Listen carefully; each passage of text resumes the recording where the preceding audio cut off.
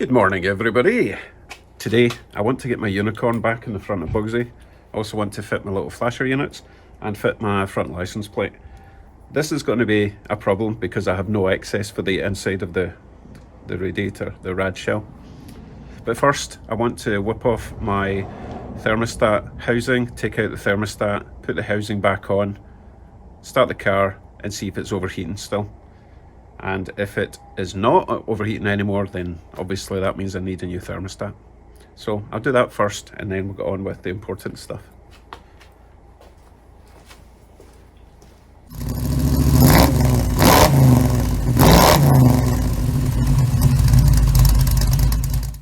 Okay, thermostat is removed. Let's see if that helps. I think it's like minus 14 today, I don't know, but no reason for it overheating. So let us proceed.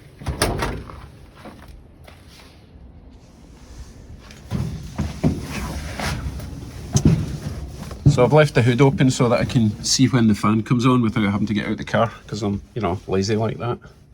There we go.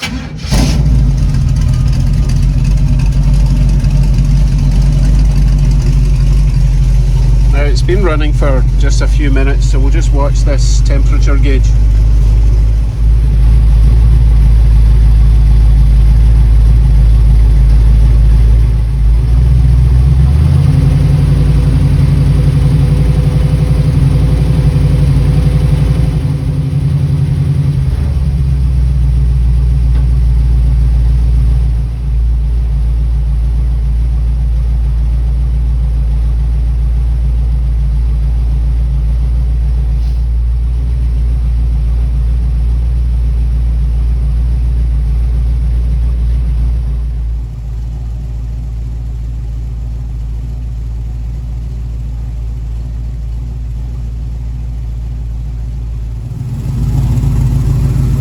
I thought the fan would be on by now.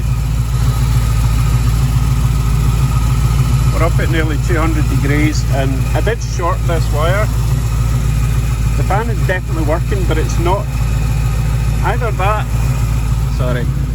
the temperature sensor is not working properly, or the fan is set to kick in at like 210, which is far too high.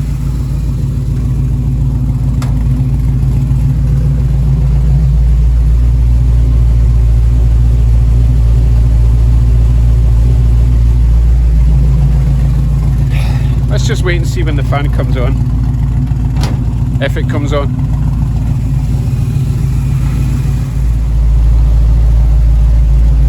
$210, the fan comes on at 210. Right, well let's see if the fan actually does anything to reduce the temperature, or at least stop it getting any higher.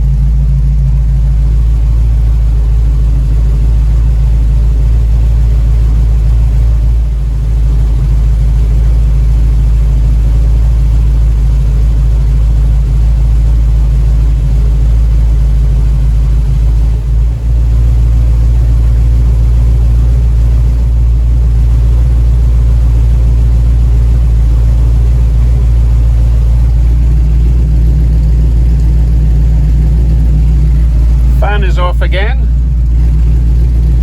So the fan did work to bring it down below 210. Presumably if it goes up to 210 again, the fan will kick in. Let's have a check.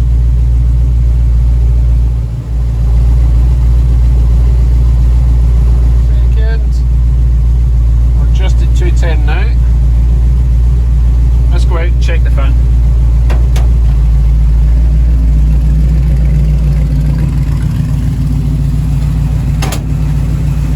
Oh yeah, it just came on as I get out of the car. Okay, so that temperature sensor there must be set to 210, which is kind of high. Presumably, if I change that temperature sensor down to a 190 or a 200 even, then it should keep the temperature down, because that little fan is definitely working. Okay, conclusive proof that I need to fix something else.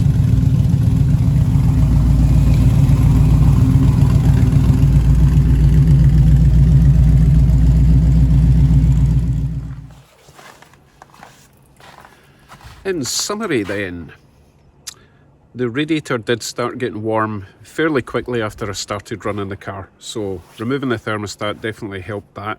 It wasn't doing that before, so the old thermostat wasn't doing anything. Well, it was staying closed, preventing circulation of the water. So that sorted that problem. However, now the temperature sensor, which is different from, you've got two sensors. You've got one sensor that switches on the fan, and you've got one sensor that tells your gauge what temperature it is, and it's the sensor connected to the fan that I'm talking about, okay? That sensor seems to be set to trigger the fan at 210. That's too high. I want a sensor that triggers the fan at 190 to 200, I think. Once we're driving about, it will stay a bit cooler by itself. It shouldn't even need the fan, especially in this weather. But the main thing is the thermostat. It's a cheap fix. I'll get a new thermostat, and then I'll look at the fan sensor, temperature sensor. I said sensor twice. Okay, but we don't have any air blocks as far as I can see. No hoses blew off. So, fairly successful, kind of. Anyway, onto the unicorn business. Let's do that.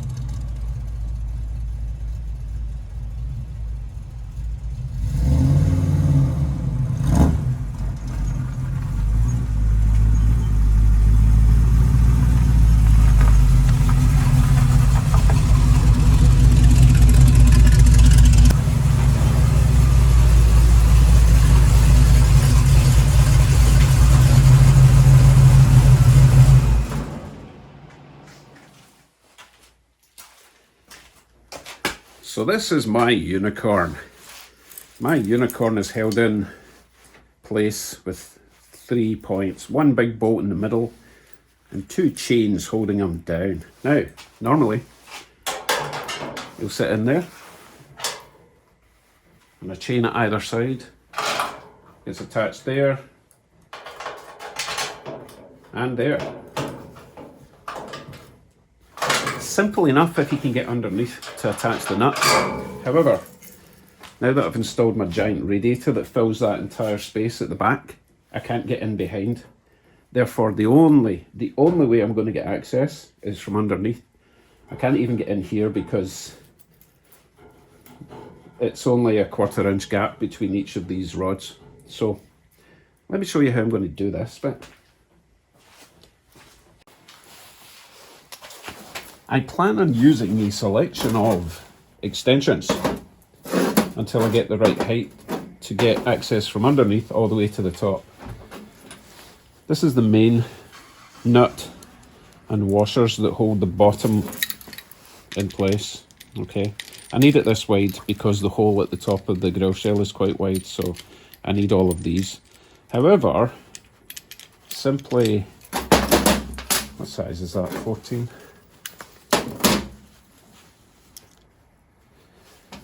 If I was to simply put this in here, first of all, it's going to fall down into the middle of the socket. But trying to feed that up on the underside of the car, you see what's going to happen. So what I've decided to do, I'm going to temporarily stick these all together with some RTV. Yeah?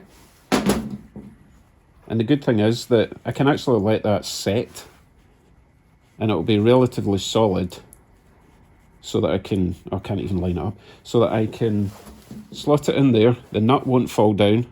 I need it this long because it's got to feed all the way up through this thread, you see. So, stick them together, that will sit in place. And then because it's only RTV, when I tighten it up, it will break the RTV seal and allow me to tighten it fully. And I'll do that for the other two little nuts as well that go on the chains. So that's the plan. Let me throw a dod of this on, let it dry, and then we can proceed with the installation of my unicorn. I think I stabbed myself with his horn. I really need to do something to that, it's kind of sharp. I was thinking I might put some epoxy on it and let it set so that it would be kind of rounded. But I don't have any epoxy, so that'll need to be another day.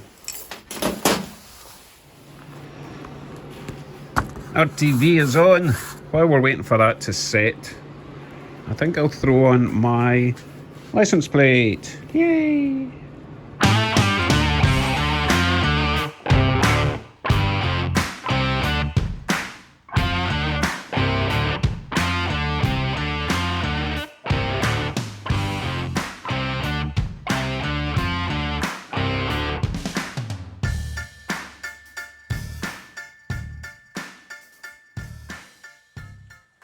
Installed, and as you can see, it's not going to change the airflow going into the radiator. It doesn't start till up there, so we are good. Right, let's see how my nuts are holding up. Okay, my RTV was not setting, so I've got it in front of a heater. I've piled it on basically. No excuse to fall off this time. Right, while we're waiting, I think we need to take Bugsy out for a wee drive. Not far, I just need to go down and check my mailbox. I mean, I could walk, but walking.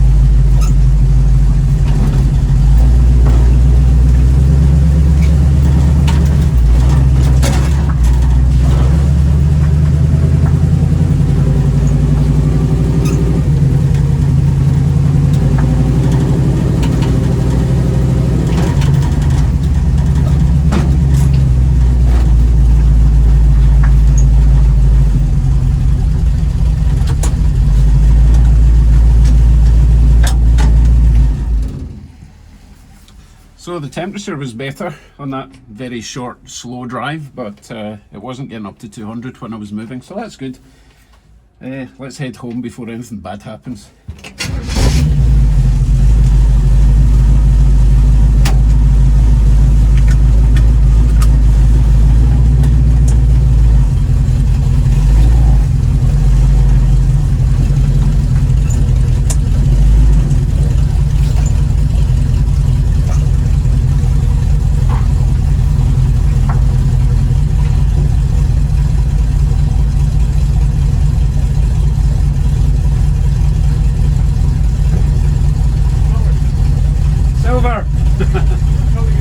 I've no idea. We'll decide we decided we're not getting money to do that, okay? It's fine, it runs. I had to get the mail, so, you know, any excuse. No, no. Something more mature. Maybe a dark metallic silver. We'll see, who knows? It might go pink, who knows? No, I won't go pink.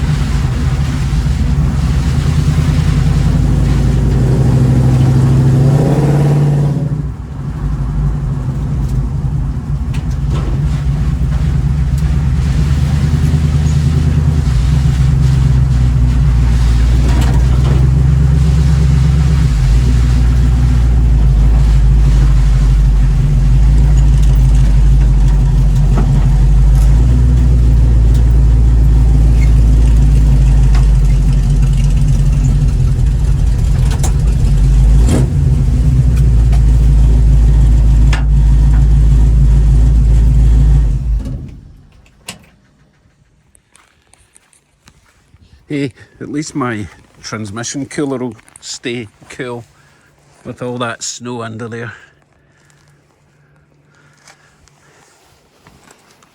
You see, silver cloud and all that. No, silver lining. Maybe I should call Bugsy the silver cloud.